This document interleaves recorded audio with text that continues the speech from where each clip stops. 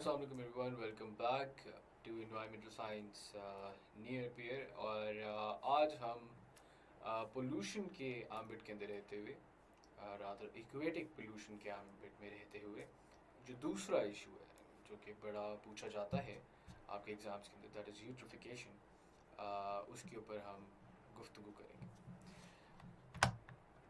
Eutrophication क्या है वो आपके सामने है, आप पिक्चर देख सकते हैं। भाई बहुत मज़े से नहा रहे हैं, लेकिन ये जो ग्रीन ग्रीन चीज़ है ये क्या है? इसको हम कहते हैं एल्जाई या एल्गी, जो भी चीज़ जिस तरह भी आप इसको प्रोनाउंस करना चाहें, ठीक है।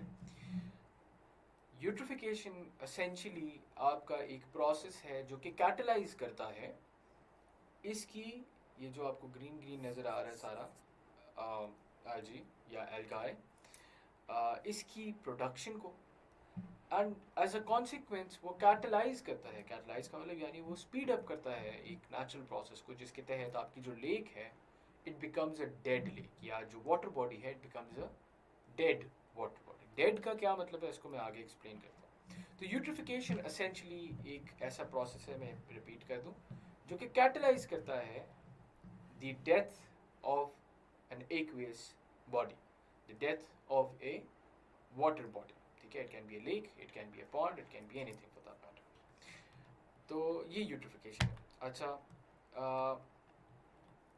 it is characterized by excessive plant and algal growth due to the increased availability of one or more limiting growth factors needed for photosynthesis such as sunlight, carbon dioxide and nutrient fertilizer।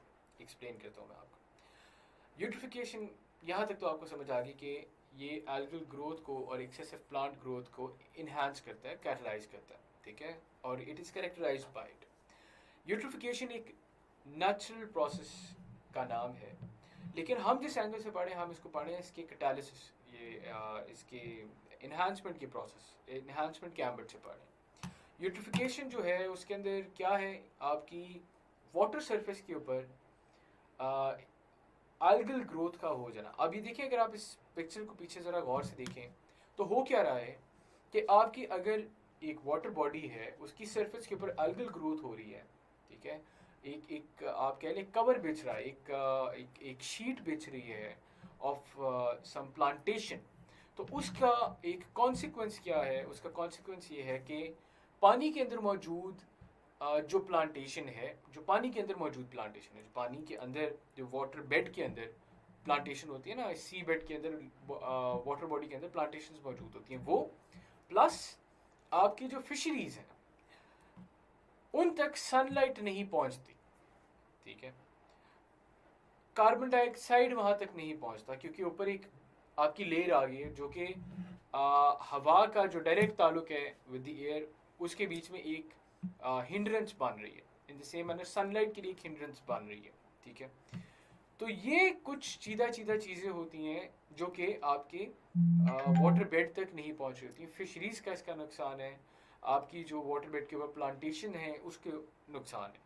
फिर आपके यहाँ जो dissolved oxygen मौजूद होती है पानी के अंदर, देखें मछलियाँ बाहर आके सांस तो नहीं लेती ना, बिल्कुल भी बाहर आके वो सांस नहीं लेती हमारी तरह कि हम तो हवा में सांस लेते हैं। वो पानी के अंदर मौजूद जो डिजॉल्व्ड ऑक्सीजन होती है उसके तहत अपना गुजारा कर रहे होते हैं। और ये जो डिजॉल्व्ड ऑक्सीजन है, जब पानी के अंदर मौजूद आपकी प्लांटेशन मरना शुरू हो जाती है तो वो डीकम्पोजिशन के प्रोसेस के अंदर आपकी डिजॉल्व्ड ऑक्सीजन इस्तेमाल हो जाती है। एल्जी जो है वो आपकी डिजॉल्व्ड ऑक्सीजन को जो है उसकी सप्लाई में भी एक हिंड्रेंस का बायस बनती है because of that protective layer जो कि पानी के ऊपर आ जाती है। सो इसलिए आपका यूट्रिफिकेशन जो है एक डिजास्ट्रस प्रोसेस है for the lake in general and for the aquatic species that reside in that particular lake or that particular water body. Eutrophication, ये जो प्रोसेस जिसकी मैं बात कर रहा हूँ, ये वैसे तो जो कि मैं आपको पहले भी बता चुका हूँ एक नेचुरल प्रोसेस है। अमूमन ये प्रोसेस सदियों के ऊपर मबनी होता है, सदियों के ऊपर मबनी होता है। लेकिन अगर ये सदियों के ऊपर मबनी है और एक ये नेचुरल प्रोसेस है तो आज हम इसको पढ़ क्यों रहे हैं, ठीक है। और why is it such a big issue? मैं शुरुआत में जो बात कर रहा था कि यूट्रोफिकेशन को हम पढ़ रहे हैं, जिस लेंस के तहत हम पढ़ रहे हैं, दैट इज़ कि यूट्रोफिकेशन का प्रोसेस जो है वो कैटलाइज हो जाता है, वो इन्हांस हो जाता है। किस तरह से इन्हांस होता है? वो इन्हांस होता है आपके बहुत सारे जो न्यूट्रिएंट्स हैं, जो एक्सेसिव न्यूट्रिएंट्स हैं, जो कि फर्टिलाइजर्स की फॉर्म में आप एग्रीकल्चरल प्लांटेशंस के ऊपर इस्तेमाल कर रहे होते हैं, जब वो एक्सेस जो है इस्तेमाल नहीं होती, और जो इरिगेटेड वाटर होता है जो कि उन प्लांटेशन के ऊपर जा रहा होता है, उसके साथ मिल के वो सरफेस रन ऑफ के तहत आपकी वाटर बॉडीज के अंदर जाती है। तो होता क्या है कि आपकी जो न्यूट्रिएंट्स होते हैं और एक्सेसिव न्यूट्रिएंट्स होते हैं, ये पानी की सतह पे जाके एल्गल ग्रोथ, जो कि एक नेचुरल प्रोसेस है, एल्गी का पानी के ऊपर ग्रो कर जाना एक नेचुरल बात है, ठीक है। तो उस एल्गी की ग्रोथ को वो इन्हांस करता है, और जब ये इन्हांस होती है तो उसका नुकसान क्या होता है? उसका नुकसान ये होता है कि जो प्रोसेस सदियां लेना था, जिस प्रोसेस से सदियां लेनी थी, वो अब कुछ सालों के अंदर आपको होता हुआ नजर आता है। तो मसला हमें क्या हो रहा है? मसला ये हो रहा है कि यूट्रोफिकेशन का जो प्रोसेस है वो कैटलाइज हो रहा है। इसकी हमें पहचान कब हुई, इसका हमें अंदाज़ा कब हुआ? अंदाज़ा हुआ 1960 और 1970 की दिहाई में, जब साइंटिस्ट ने लिंक किया एल्गल ब्लूम्स को, यानी एल्गी की ग्रोथ में एकदम इजाफे को, एल्गल ब्लूम्स को, to nutrient enrichment resulting from anthropogenic activities such as agriculture, industry and sewage disposal. Agriculture तो एक मिसाल थी, आपकी सीवेज के अंदर भी अगर न्यूट्रिएंट्स जा रहे हैं, फास्फोरस, नाइट्रेट्स आ रहे हैं, और वो भी सही से उनको फिल्टर आउट नहीं किया जा रहा, तो ज़ाहिर है पानी ने तो रन ऑफ करके कहीं ना कहीं किसी वाटर बॉडी के साथ ही मिलना होता है ना। आपके ड्रेनेज सिस्टम भी किसी वाटर बॉडी के साथ जाके मिलते हैं। तो अगर उस ड्रेनेज सिस्टम के अंदर आपके पानी के जो आपका वेस्ट वाटर है उसके अंदर न्यूट्रिएंट्स बहुत ज़्यादा हैं, तो उसका नुकसान ही नुकसान है। क्यों नुकसान है? क्योंकि आपकी वो एल्गल ब्लूम का बायस बनता है, और एल्गल ब्लूम फिर आपकी वाटर बॉडी की डेथ का बायस बनती है, ठीक है। तो this is as far as the introduction to eutrophication is concerned.